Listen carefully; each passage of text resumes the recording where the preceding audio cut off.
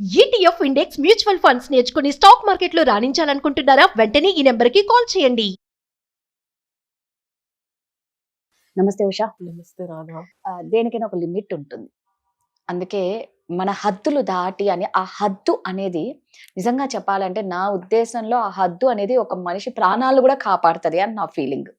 ఎందుకు అంటున్నానంటే ఇప్పుడు అది లవర్సే కానీ, భార్యాభర్తలే కానీ, ఫ్రెండ్స్ కానీ, బెస్టీస్ వాళ్ళిద్దరి మధ్య ఒక పర్సన్ వీళ్ళని నెగ్లెక్ట్ చేస్తున్నారు అంటే తెలిస్తే ప్రతిదానికో సింటమ్స్ అనేది ఉంటుంది. అది ముద్దిరిపోయేదాకా తెచ్చుకొని అందులో నుంచి బయటికి రాక వాళ్ళు నెగ్లెక్ట్ చేస్తున్నారని తర్వాత వదిలేశాక దాని బాధ వర్ణనాతీతం.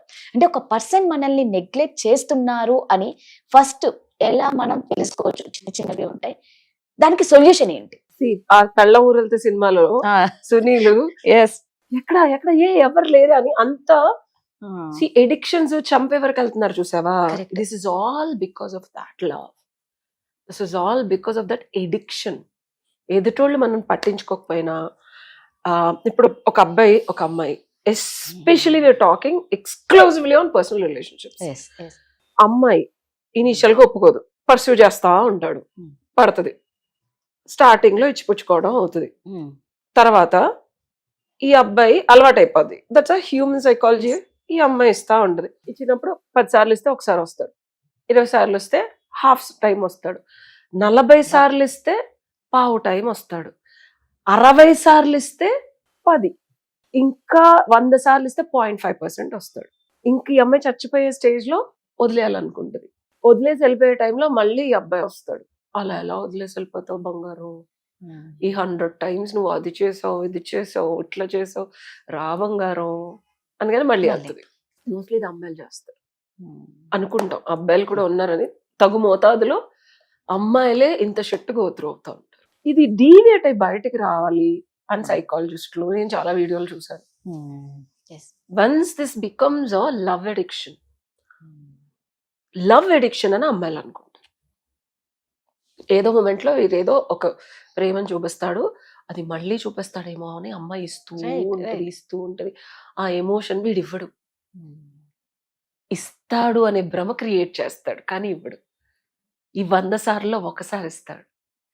So this is called addiction. And అలవాటు చేస్తారు ఇలాంటి అబ్బాయిలు, మనస్తత్వం ఉన్న అబ్బాయిలు. ఇది నువ్వు ఫస్ట్ లోనే గమనించాలి.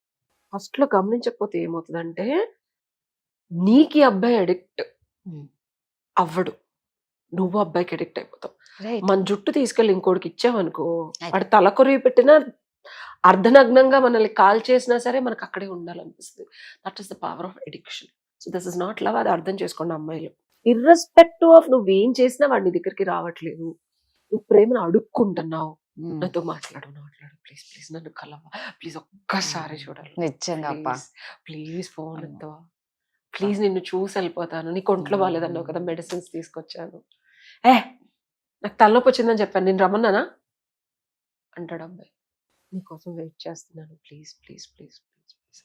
అది ఎడిక్షన్, ప్రేమ కాదు, ఇష్టం కాదు. నిజంగా అవును. అది కామం అవ్వచ్చు, కోరిక అవ్వచ్చు, ఆ అబ్బాయి నీకు ఇచ్చిన కొన్ని ఫీలింగ్స్ ని నువ్వు మళ్ళీ కావాలనుకోవచ్చు, ఫిజికల్ అట్రాక్షన్ అవ్వచ్చు, లస్ట్ అవ్వచ్చు.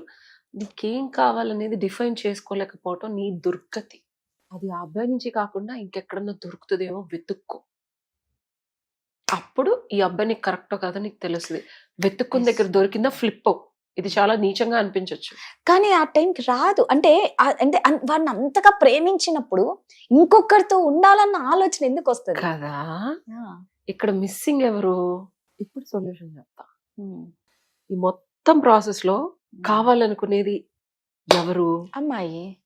ఎగ్జాంపుల్ నేను నాకేం కావాలి, నాకేమిస్తే తృప్తి పడతాను అని ఎరుక ఎవరికి రావాలి?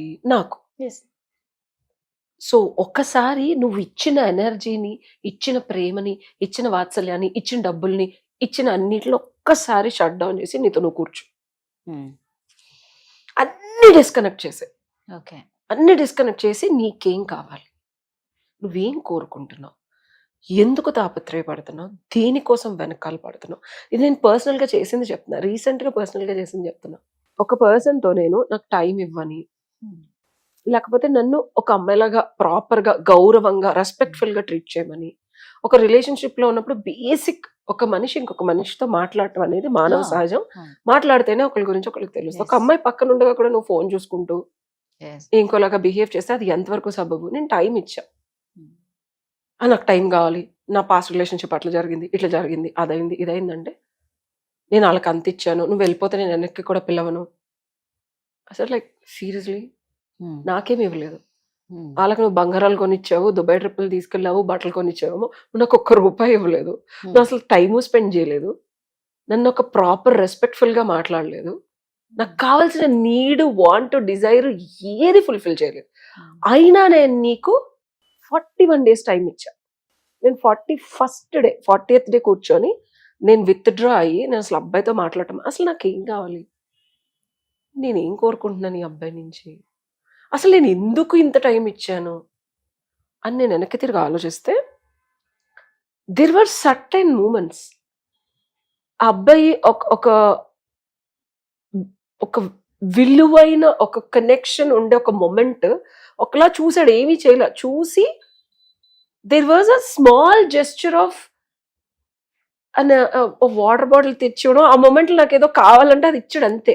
అదొక ఎమోషన్ లాగా ఇట్లా ఏదో బాణం గుచ్చుకున్నట్టు గుచ్చుకుంది. అట్లాంటి గుచ్చుకునే 9 ఇన్సిడెంట్స్ 4 ఉన్నాయి నేను వెనక్కి తిరిగి చూసుకుంటే. ఓకే, అంతకు మించి ఫిజికల్ గా, ఎమోషనల్ గా, ఇంటెలెక్చువల్ గా, సైకలాజికల్ గా, మెంటల్ గా ఏం లేవు అక్కడ. ఓ మై గాడ్, ఈ 4 ఎమోషనల్ థింగ్స్ మళ్ళీ ఇస్తాడేమో అని చెప్పి నేను ఈ చెత్తంతా భరిస్తున్నా నా బంగారం. ఓహో, ఆ 4 ఇన్సిడెంట్స్ చూసుకుంటే అది నా పక్కింటి ఫ్రెండ్ కూడా ఇస్తాడు నాకు. ఇంట్లో పనామ కూడా ఇస్తుంది. మా పనమ్మాయి అదే అంది, అమ్మాయి నేను కూడా చేస్తాను. ఎందుకు ఇవ్వరబ్బా? ఆ అమ్మాయి చూసి అంది, అమ్మా ఇవి నేను కూడా చేస్తాను కదా, అంతకు మించి ఏం చేయను. అప్పుడు నేను రియలైజ్ అయింది ఏంటంటే, oh then I withdrew everything back. I looked at my self. ఇది చాలా కష్టం రాధా. అవును. ఓకే, మనల్ని మనం డిస్కనెక్ట్ చేయడం అలవాటు అయిపోతాడు మనిషి. అలవాటు అయిపోయిన తర్వాత నువ్వు విత్డ్రా. సో నేను అది ఇమీడియట్ గా మానేయమని చెప్పను, నేను కూడా ఇమీడియట్ గా ఏం మానేలా. Took time. I keep telling, relationship follow అవుతుంది, నా ఎమోషనల్ నీడ్స్ ఫుల్ఫిల్ చేయట్లా, నువ్వు నాతో 5 నిమిషాలు మాట్లాడలా, I'm breaking down and I keep communicating. Communicate చేసిన తర్వాత కూడా ఏంటి నీ గోల, ఏంటి నీతో మాట్లాడేది, ఏముంటది మాట్లాడని, అసలు నువ్వు నన్ను మాట్లాడమని ఎందుకు ఎక్స్పెక్ట్ చేస్తున్నావు అంటే నేను అవాక్కయ్యా. నేను నిన్ను మాట్లాడమని నేను ఎందుకు ఎక్స్పెక్ట్ చేస్తున్నానా? Then what are we doing in a relationship? ఓ ఫ్రెండ్ కూడా అంటే ఈ మాట నన్ను ఎవడు అనలేదు బేసికల్ గా. That was the triggering point. Then I was like shut down. పాప పీసెస్ ఇలా, నువ్వు ఇప్పుడు కనుక షట్ డౌన్ అవ్వలేదు అనుకో, ఎగ్జిట్ ప్లాన్ ఇప్పుడు అదే చెప్తున్నా, అమ్మాయిలు తస్మాత్ జాగ్రత్త. మీకు ఎప్పుడైతే మీకు హిట్టింగ్ పాయింట్ అనే దాన్ని మీరు పట్టించుకోకుండా మళ్ళీ నెక్స్ట్ డే అంతా గొడవపడి నెక్స్ట్ డే వచ్చి మళ్ళీ నార్మల్ గా మాట్లాడితే వెళ్ళకండి. ఒక్క రోజు బ్రేక్ తీసుకోండి, ఇదైతే పాసిబుల్. ఆ రోజు పని పెట్టుకోండో, లేకపోతే ఏదో ఒక అవుట్ ఆఫ్ స్టేషన్ కి వెళ్ళండో, ఏదో ఒక రోజు, ఒక నైట్, ఒక డే, ఒక ఈవినింగ్, ఒక మార్నింగ్ మీతో మీరు ఉండి స్క్రూటినీ చేసుకొని మీకేం కావాలి అనేది కమ్అప్ విత్. మీరు ఏదైతే అబ్బాయి దగ్గర వెతుకుతున్నారో ఆ బ్యాగేజ్ తో రండి. ఓ 4-5 ఉంటాయి, అంతకుమించి ఏమి ఉండదు అక్కడ. ఆ 4-5 కూడా ఎప్పుడో జరుగుంటాయి, అవి జరుగుతాయేమో అని ఆశతో ఉంటారు. వాళ్ళకి చెప్పండి, ఈ ఏమన్నా ఇవ్వగలవా అంటే అలాగే ఇవ్వలేదు అని చెప్తాడు, ఎందుకంటే అదే చెప్పి. అప్పుడు నేను ఏం చేశానంటే, ఇది నా లిస్ట్. తీరా చూసుకుంటే అసలు మన పక్కన ఉన్న ఫ్రెండ్స్ ఇట్లా విరివిగా ఇస్తున్నారు. ఈ అబ్బాయి మనకు అవసరం లేదు, just basic friendship is more than enough అని అర్థమయ్యి నేను ఒకళ్ళు కాకుండా 4 ఫ్రెండ్స్ ఇచ్చేసి అగ్రిగేట్ చేసుకొని ఒకళ్ళు ఎమోషనల్ గా మాట్లాడాను. ఇంకా అసలు నాకు అబ్బాయి మీద చాలా చాలా వింతగా ఉంటది రాదా, బట్ ఇట్ వర్క్స్. ఎమోషనల్ గా మాట్లాడే ఒక ఫ్రెండ్ నన్ను ఆడితే రోజంతా మాట్లాడే, ఏడ్చా కక్కి అంతా అయిపోయింది. వస్తే అసలు నువ్వేంది, నువ్వెళ్ళి దీనికోసం అడుక్కోవడం ఏంది అన్నాడు. ఆ రోజు రియలైజ్ అయ్యా, అవును కదా నువ్వు ఉన్నావు కదరా, నాకు ఎందుకు అసలు ఇదంతా అని చెప్పి నెక్స్ట్ డే మా అమ్మగారి దగ్గరికి వెళ్ళి ఇంటెలెక్చువల్ స్టిమ్యులేషన్ అంతా నాకు మా మదర్ తోనే అవుతుంది. She is my guide and guru. మా అమ్మతో మాట్లాడా, అమ్మ ఇదమ్మా అంటే చింతల్లి ఇట్స్ ఓకే, ఇట్ హ్యాపన్స్. ఆ రోజు అది ఫుల్ఫిల్ అయిపోయింది. నేను ఏదైతే కోరుకున్నానో అక్కడ అవ్వలేదు. అలా ఇంకా టూ మోర్ అదర్ థింగ్స్ కూడా నేను ఐ సార్టెడ్. నాకు ఇప్పుడు అబ్బాయి మీద ఆ feel finally, can you believe, నాకు ఎవర్షన్ వచ్చింది. నాకు అబ్బాయిని చూస్తే నువ్వు ఇవ్వలేదో ఆల్రెడీ ఎప్పుడైతే ఫుల్ఫిల్ అయిందో రాదా, ఇది సొల్యూషన్. ఫుల్ఫిల్ చేసుకోకుండా తెలుసు కదా అని మళ్ళీ అబ్బాయి దగ్గరికి వెళ్ళి అడుక్కోకండి. లిటరల్ గా యు ఆర్ బెగ్గింగ్.